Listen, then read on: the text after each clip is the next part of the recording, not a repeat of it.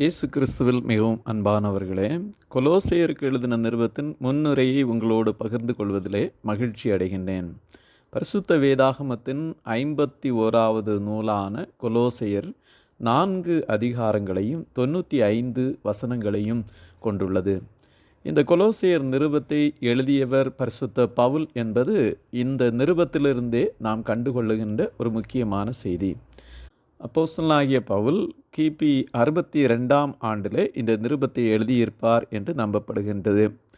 கிபி 45லிருந்து 47 வரைக்கும் அப்போஸ்தலனாகிய பவுலின் முதல் மிஷனரி பிரயாணமாகவும், கிபி 51ஆம் ஆண்டிலிருந்து 54ஆம் ஆண்டு வரைக்கும் 2ஆம் மிஷனரி பயணமாகவும், கிபி 54லிருந்து 58ஆம் ஆண்டு வரைக்கும் 3ஆம் மிஷனரி பயணமாகவும், 55லிருந்து 57ஆம் ஆண்டு வரைக்கும் கொலோசே சபை எபேசுவிலிருந்து உருவாகி இருக்கலாம் என்றும், கிபி 58இல் பரிசுத்த பவுல் அப்போஸ்தலர் எருசலேமில் கைதாகிறதை பார்க்கின்றோம். கிபி 61லிருந்து 62 வரைக்கும் அப்போஸ்தலனாகிய பவுல் ரோமாபுரி சிறைச்சாலையிலே இருக்கும்போது 4 நிருபங்களை எழுதுகின்றார். எபேசியர், பிலிப்பியர், கொலோசேயர், பிலேமோன் ஆகிய நிருபங்களை அவர் எழுதுகிறதை நாம் பார்க்க முடிகின்றது.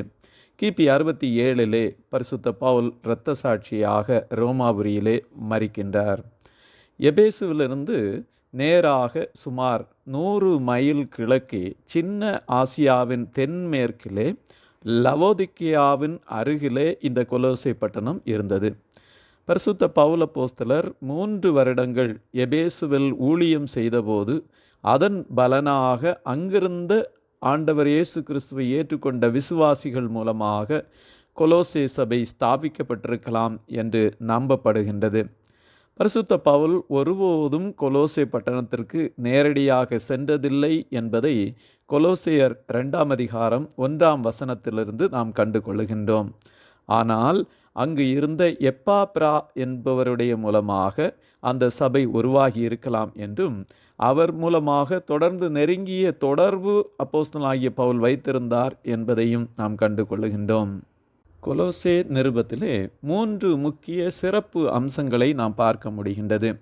புதிய ஏற்பாட்டில் வேறு எந்த புத்தகத்திலும் இருப்பதை விட அதிகமாக இந்த கொலோசே புஸ்தகத்திலே கிறிஸ்துவின் உன்னத நிலையை குறித்தும், கிறிஸ்துவில் வளர்கின்ற விசுவாசிகள் நிறைவடைகின்றனர் என்பதை குறித்தும் எழுதப்பட்டிருக்கிறது.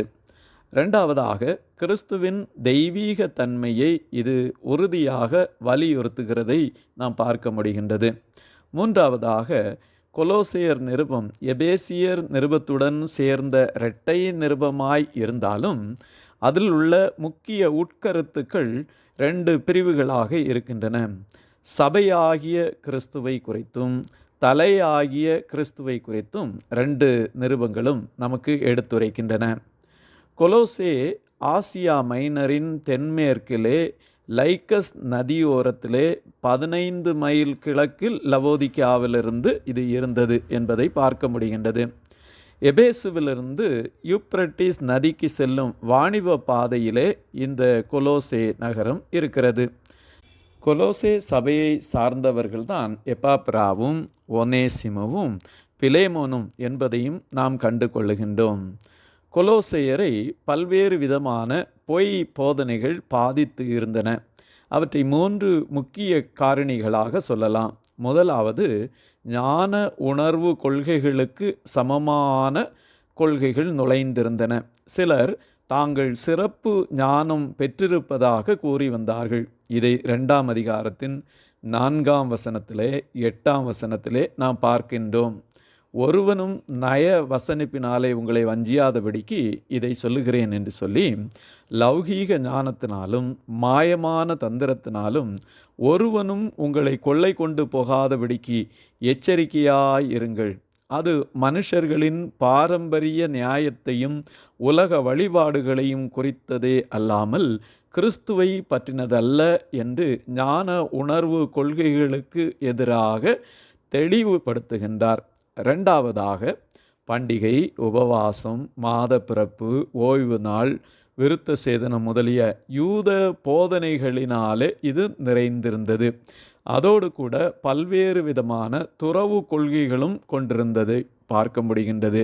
இப்படிப்பட்ட பொய்யான உபதேசங்களுக்கு விரோதமாக தெளிவுபடுத்தின செய்தியை இந்த கொலோசையர் நிருபத்திலே எழுதுகின்றார்.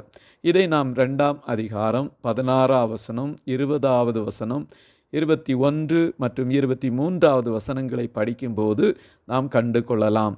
ஆகையால் போஜனத்தையும் பானத்தையும் குறித்தாவது, பண்டிகை நாளையும் மாத பிறப்பையும் ஓய்வு நாளையும் குறித்தாவது ஒருவனும் உங்களை குற்றப்படுத்தாதிருப்பானாக.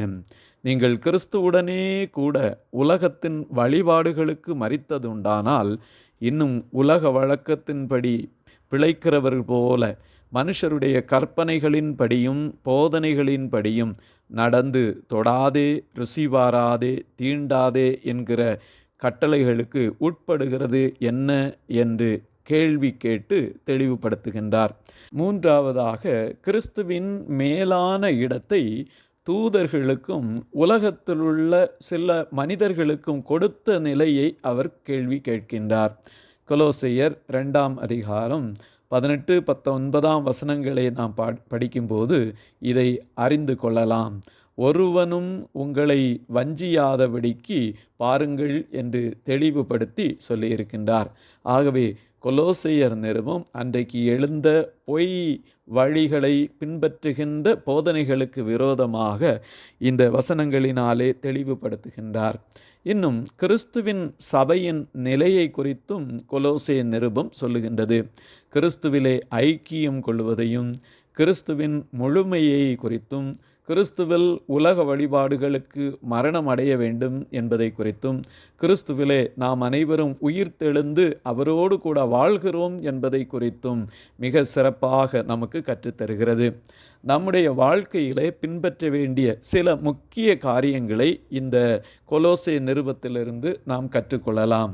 முதலாவதாக, உலகின் எந்த பகுதியிலும் கர்த்தருடைய ஊழியத்தை யார் செய்தாலும் அந்த ஊழியம் சிறந்து விளங்கும்போது பொறாமைப்படாதபடி தேவனுக்கு நன்றி செலுத்த வேண்டும், அந்த ஊழியங்களுக்காக நாம் தேவ சமூகத்திலே விண்ணப்பிக்க வேண்டும் என்பதை குறித்து கற்றுக்கொள்ளுகின்றோம். பவுலப்போஸ்தலர் தன்னுடைய வாழ்க்கையிலே ஒருபோதும் கூட கொலோசே சபைக்கு போகவில்லை என்றாலும் தன்னால் அனுப்பப்பட்ட அல்லது பிறரால் செய்யப்பட்ட ஊழியர்களுடைய அந்த ஊழியத்தின் விளைவுக்காக திரும்ப திரும்ப அவர் கர்த்தருக்கு நன்றி செலுத்தி ஜெபிப்பதை பார்க்க முடிகின்றது. கொலோசையர் 1ஆம் அதிகாரம் 3-5 மற்றும் 9-11 வசனங்களை நாம் வாசிக்கும்போது, கிறிஸ்து இயேசுவின் மேலுள்ள உங்கள் விசுவாசத்தையும் பரிசுத்தவான்கள் எல்லார் மேலுமுள்ள உங்கள் அன்பையும் குறித்து நாங்கள் கேள்விப்பட்டு நம்முடைய கர்த்தராகிய இயேசு கிறிஸ்துவின் பிதாவாகிய தேவனுக்கு ஸ்தோத்திரம் செலுத்தி எப்பொழுதும் உங்களுக்காக வேண்டுதல் செய்கிறோம். கேள்விப்பட்டோம், ஆண்டவருக்கு நன்றி செலுத்துகின்றோம். அப்படி செய்யப்பட்ட ஊழியத்திற்காகவும் ஆண்டவருடைய சமூகத்திலே வேண்டுதல் செய்து கொண்டிருக்கின்றோம். நாமும் அப்படி செய்ய அழைக்கப்பட்டோம். இரண்டாவதாக, அந்நியரும் சத்துருக்களுமாய் இருந்தவர்களை பரிசுத்தர்களாகவும் குற்றமற்றவர்களாகவும் ஆண்டவர் மாற்றி தண்டனை பெறாதவர்களாய் என்றைக்கும் கிருபையிலே நிலைத்திருக்கும்படியான பாக்கியத்தை நமக்கு தந்திருக்கிறார். இது நமக்கு கிடைத்த பெரும் பாக்கியமாக இருக்கிறது. கொலோசையர் 1ஆம் அதிகாரம் 21வது வசனத்தை நாம் படிக்கும்போது, முன்னே அந்நியராயும் துர்க்கிரியைகளினால் மனதிலே சத்துருக்களாயும் இருந்த உங்களையும் பரிசுத்தராகவும் குற்றமற்றவர்களாகவும் கண்டிக்கப்படாதவர்களாகவும் தமக்கு முன் நிறுத்தும்படியாக அவருடைய மாம்ச சரீரத்தில் அடைந்த மரணத்தினாலே இப்பொழுது ஒப்புரவாக்கினார். நம்மை ஆண்டவர் சிலுவை மரணத்தின் மூலமாக ஒப்புரவாக்கி இருக்கின்றார். மூன்றாவதாக, கிறிஸ்து வீற்றிருக்கும் பரலோகத்துக்கேற்றவைகளை நாடும்படி நாம் அழைக்கப்பட்டிருக்கின்றோம். 3ஆம் அதிகாரத்தின் 1-2 வசனம் வரைக்கும் நாம் படிக்கும்போது, நீங்கள் கிறிஸ்துவுடன் கூட எழுந்ததுண்டானால் கிறிஸ்து தேவனுடைய வலது வாரசத்தில் வீற்றிருக்கும் இடத்திலுள்ள மேலானவைகளை தேடுங்கள், பூமியில் உள்ளவைகளை அல்ல, மேலானவைகளையே நாடுங்கள். ஆகவே கிறிஸ்து வீற்றிருக்கும் பரலோகத்துக்கேற்றவைகளை என்றைக்கும் நாடி தேட அழைக்கப்பட்டோம். நான்காவதாக, நம்முடைய வாழ்க்கையின் நோக்கம் பரலோகத்திற்குரியதாக இருக்க வேண்டும். பாவத்தை எல்லாம் விட்டுவிட வேண்டும். இது மிக தெளிவாக சொல்லப்பட்டிருக்கிறது. 3ஆம் அதிகாரத்தின் 5-8 வசனங்களை நாம் வாசிக்கும்போது, விபச்சாரம், அசுத்தம், மோகம், துரிச்சை, விக்கிரக ஆராதனையான பொருளாசை ஆகிய இவைகளை பூமியில் உண்டு பண்ணுகிற உங்கள் அவயவங்களை அழித்து போடுங்கள். இப்பொழுதோ கோபமும் மூர்க்கமும் பொறாமையும் உங்கள் வாயில் பிறக்கலாகாத தூசணமும் வம்பு வார்த்தைகளுமாகிய இவைகளையெல்லாம் விட்டுவிடுங்கள். ஆகவே இப்படி பாவத்திற்குரிய இந்த உலகத்திற்குரியவைகளை விட்டுவிட வேண்டும் என்பது மிக தெளிவாக சொல்லி, 5ஆவதாக பாவத்தை விட்டுவிட்டு புதிய ஆவிக்குரிய காரியங்களை தரித்து கொள்ள வேண்டும் என்பதை தொடர்ந்து 3ஆம் அதிகாரத்தின் 9-10 வசனங்களிலே கற்றுக்கொள்ளுகின்றோம். ஒருவருக்கொருவர் பொய் சொல்லாதிருங்கள். பழைய மனுஷனையும் அவன் செய்கைகளையும் களைந்து போட்டு தன்னை சிருஷ்டித்தவருடைய சாயலுக்கொப்பாய் பூரண அறிவடையும்படி புதிதாக்கப்பட்ட புதிய மனுஷனை தரித்து கொண்டிருக்கிறீர்களே.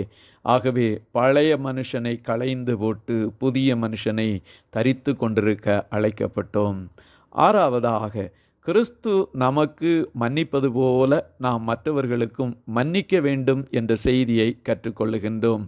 கொலோசையர் 3ஆம் அதிகாரம் 13வது வசனத்திலே, ஒருவரை ஒருவர் தாங்கி ஒருவர் பேரில் ஒருவருக்கு குறைபாடு உண்டானால் கிறிஸ்து உங்களுக்கு மன்னித்தது போல ஒருவருக்கொருவர் மன்னியுங்கள். ஆகவே கிறிஸ்துவை போன்று மன்னிக்கிற தன்மையை நாம் பெற்றுக்கொண்டவர்களாய் வாழுவோமாக. 7ஆவதாக, நமது செயல்கள் எல்லாவற்றிலேயும் கர்த்தருக்கென்று என்ன செய்கிறோம் என்ற எண்ணத்தோடு கூட நம்முடைய வாழ்க்கையை அமைத்து கொள்ள வேண்டும். கொலோசையர் 3ஆம் அதிகாரம் 24ஆம் வசனத்திலே, எதை செய்தாலும் அதை மனுஷர்களுக்கென்று செய்யாமல் கர்த்தருக்கென்றே மனப்பூர்வமாய் செய்யுங்கள். ஆகவே கர்த்தருடைய பிள்ளைகளாகிய நாம் கர்த்தருடைய மகிமைக்காக மனப்பூர்வமாய் நம்முடைய பணிகளை நிறைவேற்ற அழைக்கப்பட்டிருக்கின்றோம். 8ஆவதாக, ஜெபமும் நன்றி செலுத்துதலும் நம்முடைய வாழ்க்கையிலே எப்போதும் நிறைந்திருக்க வேண்டும். கொலோசையர் 4ஆம் அதிகாரம் 2வது வசனத்திலே, இடைவிடாமல் ஜெபம் பண்ணுங்கள், ஸ்தோத்திரத்துடன் ஜெபத்தில் விழித்திருங்கள். ஆகவே ஜெபம் செய்வதும் நன்றி ஸ்தோத்திரம் செலுத்துவதும் நம்முடைய வாழ்க்கையிலே எப்போதும் நிறைந்திருக்க கர்த்தர் உதவி செய்வாராக. 9ஆவதாக, கர்த்தரிடத்தில் நாம் பெற்ற ஊழியத்தை நிறைவேற்றுவதற்கு கவனமாக இருக்க வேண்டும். கொலோசையர் 4ஆம் அதிகாரம் 17வது வசனத்திலே, அர்க்கிப்பை கண்டு நீ கர்த்தரிடத்தில் பெற்ற ஊழியத்தை நிறைவேற்றும்படி கவனமாயிருப்பாயாகவென்று சொல்லுங்கள். ஆகவே கர்த்தர் இந்த உலகத்திலே நமக்கு தந்த ஊழியத்தை, பொறுப்பை நாம் முழுமையாய் நிறைவேற்ற கர்த்தர் நமக்கு உதவி செய்வாராக. ஜெபத்தோடும் கவனத்தோடும் கொலோசையர் நிருபத்தை வாசித்து படிப்போமாக. பரிசுத்த ஆவியானவர் தாமே நமக்கு அவருடைய சத்திய வசனங்களை வெளிப்படுத்துவாராக. ஆமீன், ஆமீன், ஆமீன்.